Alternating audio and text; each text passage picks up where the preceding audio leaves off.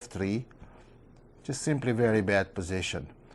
Again, I cannot go into very big details, but this is real bad position for black.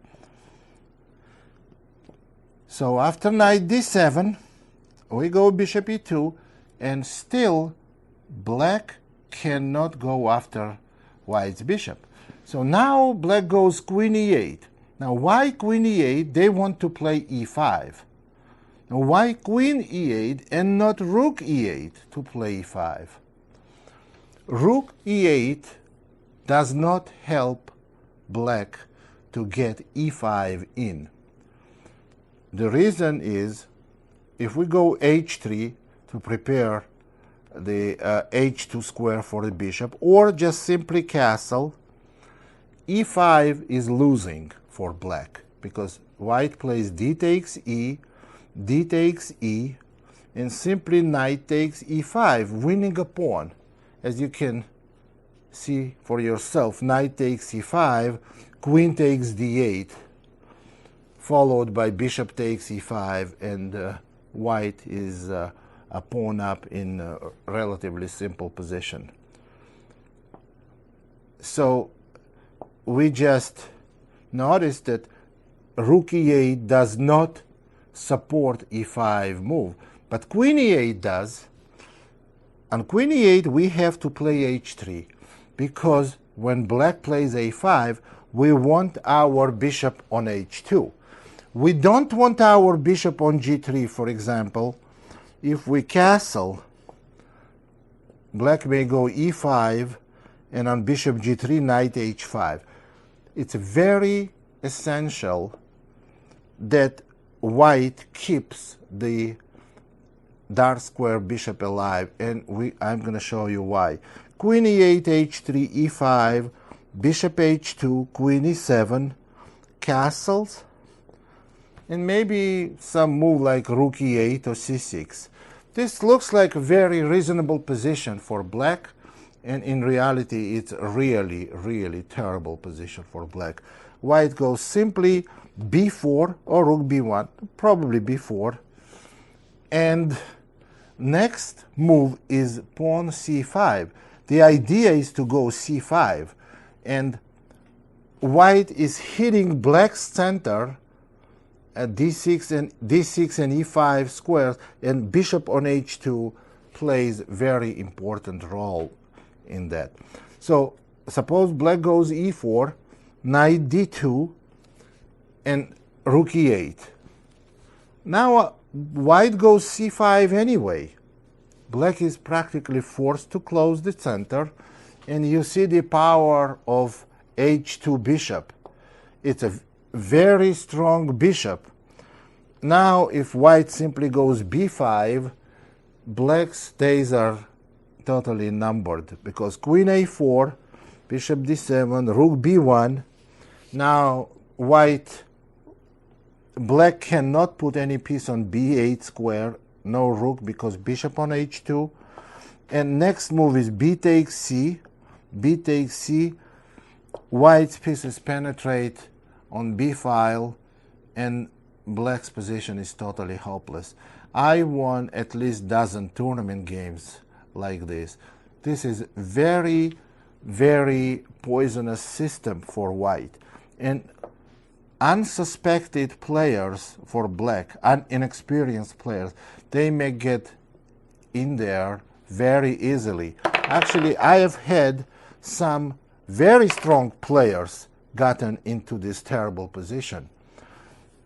I've had some grandmasters gotten into nearly lost position right after the opening. Let's go again. d4, knight f6, c4, g6, knight c3, bishop g7, knight f3, d6, bishop f4. Now let's look at some other extreme measures for black in this position. In this position, black has moved like knight h5. This is very unique move. On knight h5 move, I would really recommend you to learn this move order that I'm going to show you now. you have to be very, very accurate here. The only move that makes any sense, even though it doesn't sound right, is bishop to e3. And why? Why don't we go bishop g5? Because remember I said it's not a good idea to give up dark square bishop.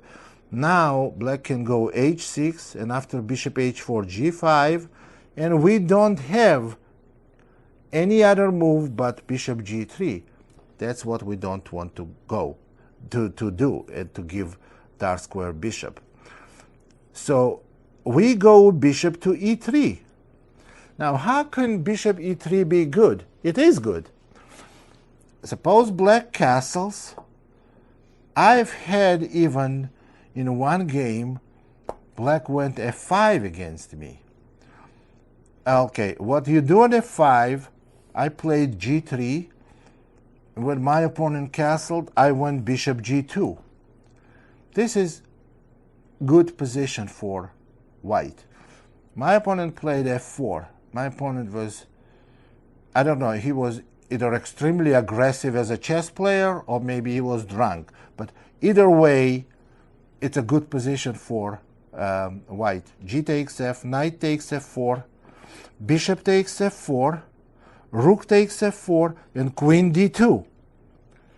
Rook retreated and castling long. Now, see, this position is real bad for black, because what white does simply h4, h5, and it's very difficult for black to come up with any constructive plan. On knight c6, we can even go d5, and knight e5.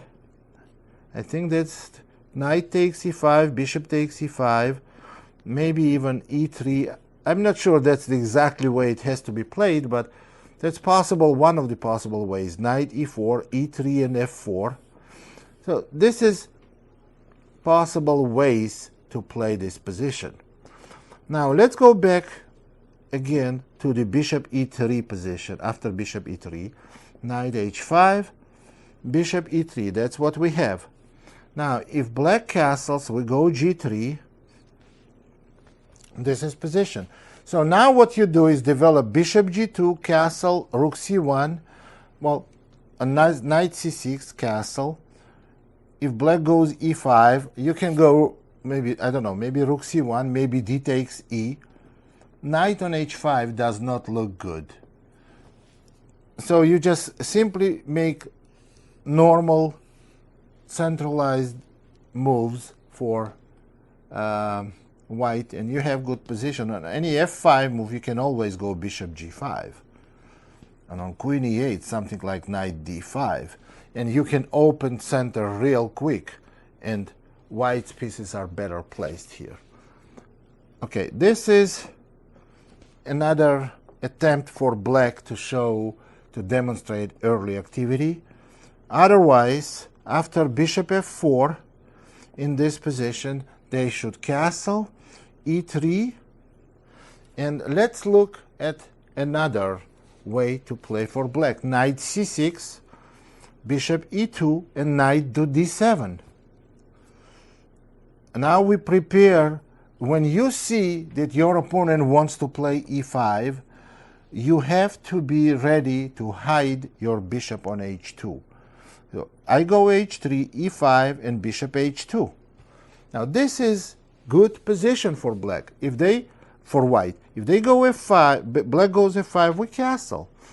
You know that you are never afraid of e4, because after knight d2, white's play on queen side is a lot more significant and is a lot quicker than black's counterplay on king side, because white has supporting bishop on h2 and pawns on a queen side after rook b1, b4 go real quick. So this position, of course, we can analyze a lot deeper and spend another hour maybe, or maybe even longer, analyzing this position. But that's as much as we can afford to analyze now. So I'm giving you an ideas, and it's your job to develop it and use it. again, there is another way for black to play. d4, knight f6, one more way. g6, knight c3, bishop g7, knight f3, d6, bishop f4, castle, e3, and c6. So what is black doing now? Actually, there are two more ways, c6 or c5. Let's look at both of them. Let's look at c5 first. So we go bishop e2, and now after c takes d, e takes d. This is simply bad position. So the reason why this position is bad, because what white is going to do next, they're going to castle, they're going to put the pawn on d5, and then play rook e1, and this is a big superiority in a pawn structure, because white has open e-file, and black has backward pawn on e7, and virtually no counterplay. White is going to play queen d2, rook d1, knight d4, and black is in danger to be under very big pressure. So this is bad position. So the other continuation I wanted to cover is the c6. It's one of the main, maybe, continuations in this opening. So now black castles, e3, c6. So we go h3 now or h3 move later, doesn't really make difference. Bishop e2, a6, h3, knight d7, white castles, and black plays b5. So this is black's plan, to play on the queen side. The correct way to play for white is to go a3. The reason why we're going a3, because once black is playing on the queen side, we want to organize counterplay in the center, the play in the center. We want to go e4. You cannot go e4 without playing a3, because after e4, b4, you're in danger of losing central pawn on e4, central pawn. So we going a3, and black has to make choices here, make decision here. They may take on c4, but then we play bishop takes c4, and they may go c5. Now, I've had this position few times for white, and I've had it a couple of times for black. I was very unhappy with black, and I was very happy with white. On c5, my opponent played rook e1 and rook c1, but the best move is d5, and we get very bad variety of King's Indian. On knight b6, bishop on a2. It turns out that bishop on a2 is very strong piece, because black now does not have any counterplay. White will go e4 and e5, and bishop on a2 is very good supporter of d5 square and supporter of the play with e5. This is not a good position. The other way to play for after a3 move for black is bishop b7. Then we're going e4.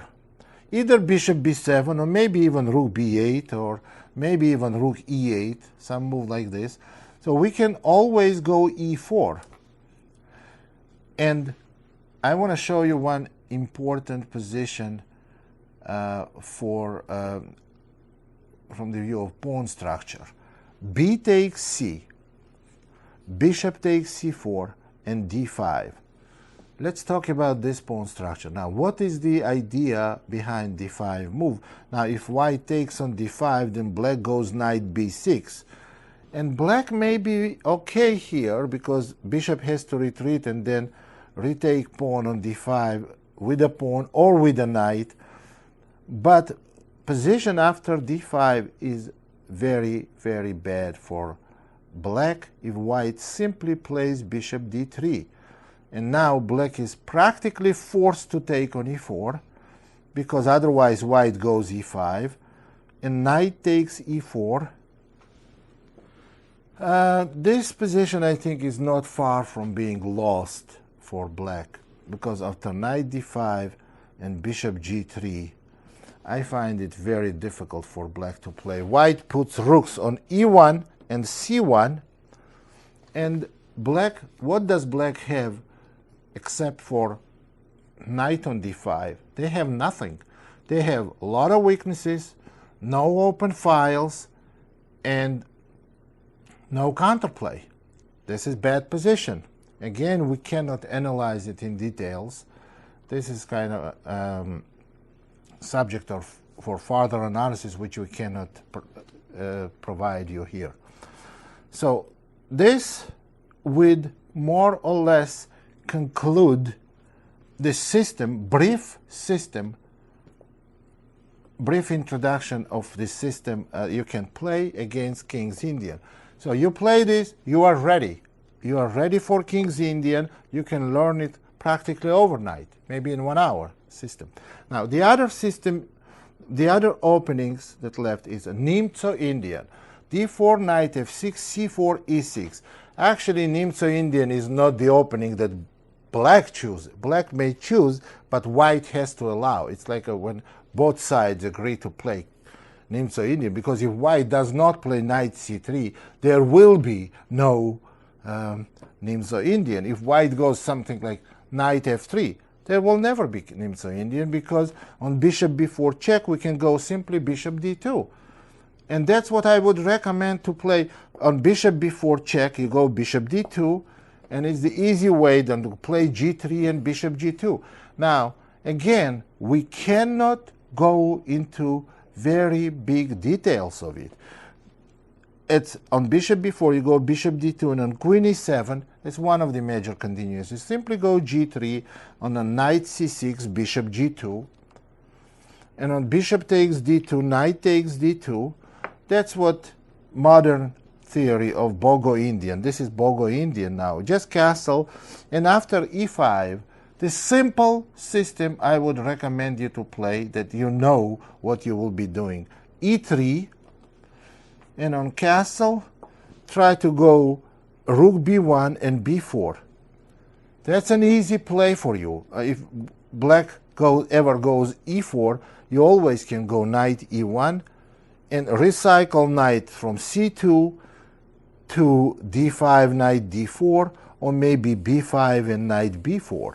So this is very reasonable position. This is like a brief plan introduction, and if you want anything more than that, more detailed analysis, a more detailed suggestion on this opening, again, as in other cases, I would recommend you to refer to opening publications. So d4, knight f6, c4, e6, knight f3.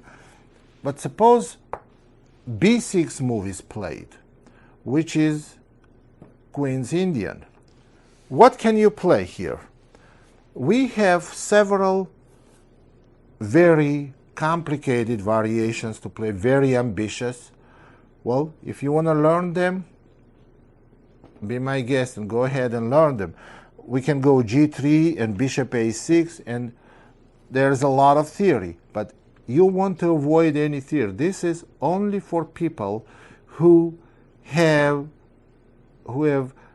practically no knowledge what to play here, and they want to learn it quickly, the opening, because they have a tournament in 1 hour and they have to play it. So for those people, on move like b6, I would recommend bishop g5, and after h6, maybe simply take on f6, queen takes f6, and go e3 and bishop e2, and when bishop b4 check, go knight d2. This is the simple way to play opening. Bishop b7, bishop e2. Then you castle short. You will not have an advantage, I can guarantee you, but you will have simple and easy to play position. Even if you castle here, and whatever black plays, you go a3 next move. You will have simple position with a clear plan to play in the center, and you are totally out of danger. You are bypass the opening, and you would know what to do. So this is how to learn opening real quick. So this is on Nimzo Indian. You have two choices. Actually, if your opponent plays d4, knight f6, and c4, e6, you can either learn the modern theory, pick the variation. Actually, I have tapes made on this subject, on Nimzo Indian and Bogo Indian, detailed analysis. But if you choose not to get in there, but play easy way out, then that's as much as I can give you now, quickly. Now, after d4, knight f6, c4, e6, you go knight f3. Now, if black goes d5, then you transpose to queen's gambit. Declined. If black goes b4, you transpose to Bogo Indian, and you go g3 and bishop g2 castle. And if black goes b6, you go bishop g5. And on h6, simply take on f6 and continue development with e3 and bishop e2. That's as simple as that. So now,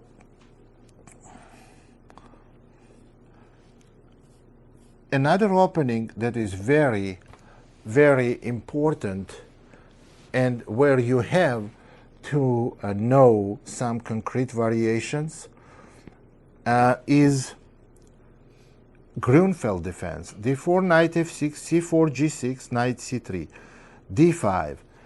You cannot apply approach that we have in Nimzo Indian or Bogo Indian to Grunfeld, because Grunfeld is one of the openings where position opens in a very early stage of the game. And in the very early stage of the game, you cannot use just the general approach. When position is open, you have to know exactly what you're doing. So I would recommend, the way I would recommend is knight f3, bishop g7, and now one of the continuations I would recommend is bishop g5 for some people, which gives you very simple position, easy to understand, and the other one is c takes d. I will give you a quick introduction to two systems. Why am I giving you two systems? I have no preference to one from another. I have no preference, but the reason, because I give you your pick.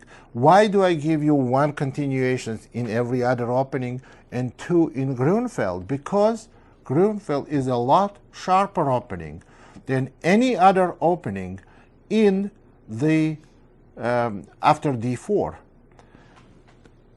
King's Indian may be complicated opening, but not so sharp. It's a big difference between complicated and sharp. So if we play bishop f4 and e3 variation in King's Indian, we simplified. You cannot simplify as well Grunfeld defense. So let's go with Grunfeld. d5, knight f3, bishop g7. And let's start with variation A, which is bishop g5. This is an easy way to play this opening, and you can learn it in about 5-10 minutes. You may not get an advantage, but you will know what to play. And then I will show you a little more ambitious continuation. Bishop g5, knight e4. That's the move to expect. That's the main move. C takes d. Knight takes g5. Knight takes g5. White has an extra pawn, but black is getting it back right away by playing e6. Hitting the knight. Queen takes g5 is a threat. So white goes knight f3. E takes d. And now e3. Now, this position reminds me a lot the position of Queen's Gambit decline that we had a little while ago. We analyzed the same plan what white is going to play, bishop d3, queen c2, then go b4, b5, after black plays c6, b5, and play pawn minority attack. We already looked at it. The way you can do it is after e6, knight f3, ed, e3, castle. You can start with b4 move right away. So what you want to do, what are you attacking? You are not attacking c6 pawn because pawn is not on c6 yet. But once you put enough pressure on d5 pawn, black will play c6, and then you have to play, your plan is pawn minority attack. Black has also counter chances. They can go knight d7, knight b6, bishop e6.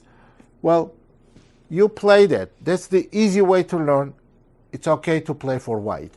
Now, the more ambitious continuation and a lot more ambitious way to play for white is next. Playing d4, knight f6, c4. After g6, knight c3, d5.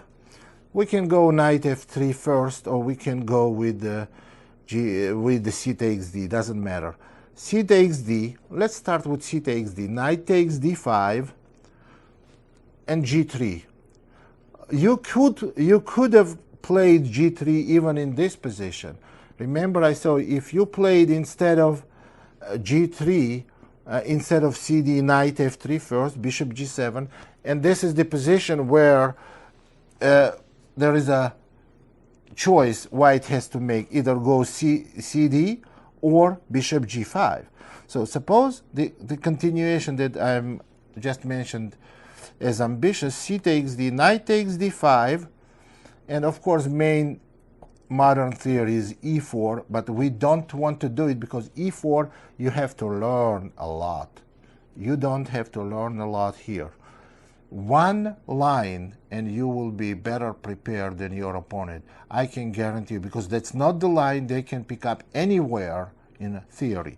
g3, castles, bishop g2.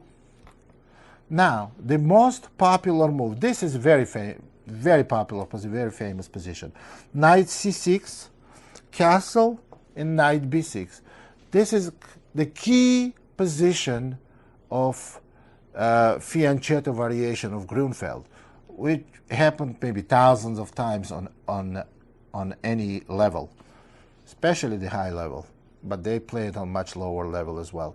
And the move that was played here for white in over 90% of the time is e3, because the pawn on d4 is hanging and e3 is the move. But move I recommend is bishop f4. It's much less known move with some very interesting ideas. Quickly, let's run through the possibilities black may have. Knight takes d4, most obvious, one continuation, bishop e6, and bishop g4. Those are the three continuations we can consider. Now let's go and analyze them all. Knight takes d4, knight takes d4. And here, black has three ways to play. Queen takes d4, bishop takes d4, and e5. Let's look at it in any order, in a random order, because there is no order that is important to know, to learn it with. Queen takes d4, queen takes d4, bishop takes d4, and knight b5. White has some advantage and difficult to play for black position. On bishop takes b2, rook b1. And on bishop g7, knight takes c7.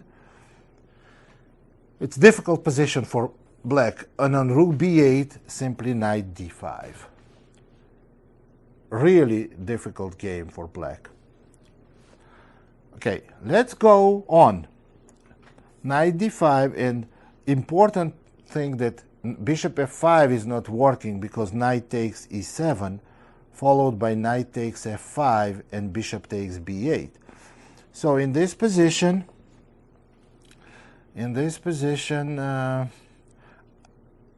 after queen takes d4, what you play is you exchange queens and go knight b5, and if black goes e5, you simply play bishop h6. Black is in bad shape here. I'm giving you information, and it's your job to double check it. You cannot just trust me that I said this or you can play. You can trust me. It's a good idea to play so, but the reason why you have to double check, because you will feel a lot more comfortable when you play it yourself. So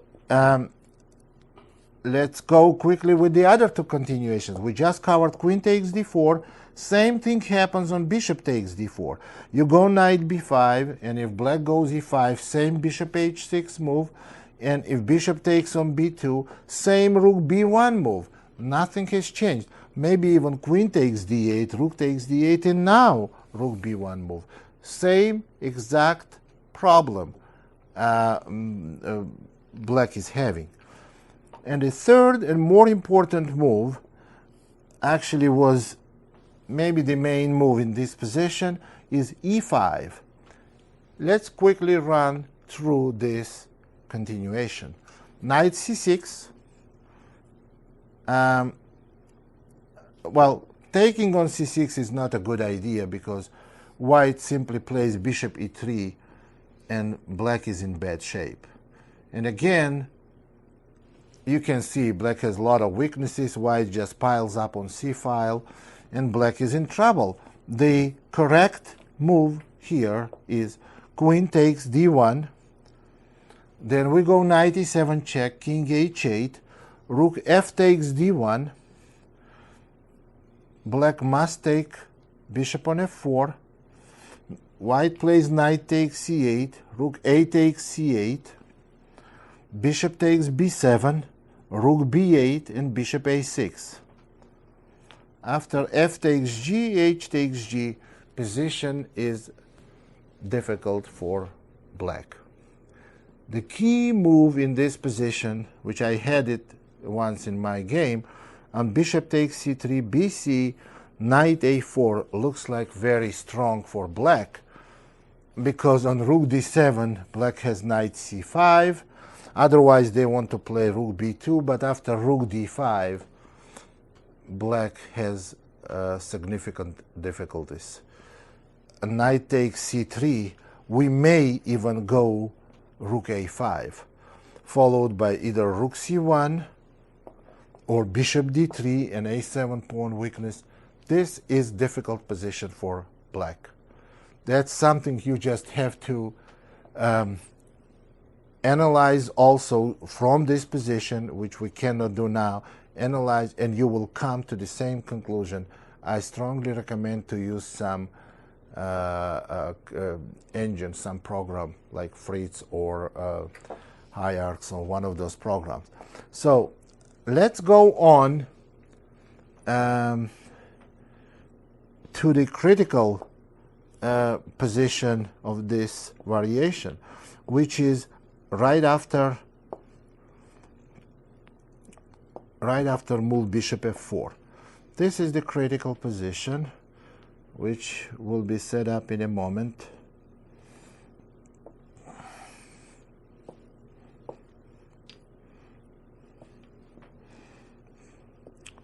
Bishop f4. Okay, another continuation is bishop to e6. On bishop e6, the good move here is queen to c1. And let's see why queen c1 gives an advantage. Now, black is in danger after, if it was white's move now, white will play rook d1 and black has zero counterplay. And then white simply can advance in the center and black is going to have a problem. So knight takes d4, practically forced. Knight takes d4, and now black must recapture with the queen. Taking with the bishop is real bad after rook d1. Must recapture with the queen. bishop takes b7, rook a to b8. Now I developed this system and I have had it in my game, and correct move here is, only correct move is bishop f3. Bishop to g2 is not a good move because black equalizes immediately. Now let me show you the difference between bishop f3 and bishop g2. Now after bishop f3, after bishop g2, let me say why it's not good, because black simply goes knight a4. You see, attacking the knight. Now you don't want to take this knight because after queen takes a4, b2 pawn is real weak. So you have to play rook d1, and then black has knight takes c3. That's the key. You see, pawn on e2 is not protected, and after rook takes queen, black wins with knight takes e2 check.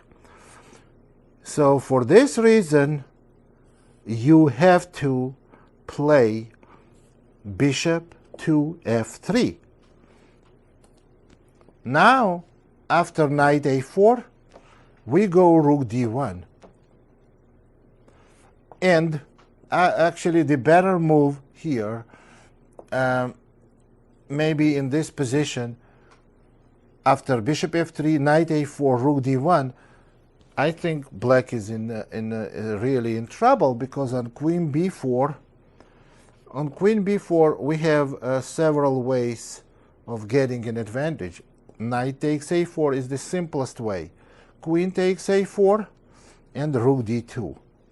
This position is much better for white, because they can, what they want to do, they want to play simply b3, attack the queen, and play rook b1. They have better pawn structure, better bishops, and black has weaknesses. Now, of course, black does not have to play knight a4, but if they go knight c4, that's what happened in one of my games. Then we simply go rook d1, queen b6. Now we go b3, queen b4. That's what happened in the game. Knight d5,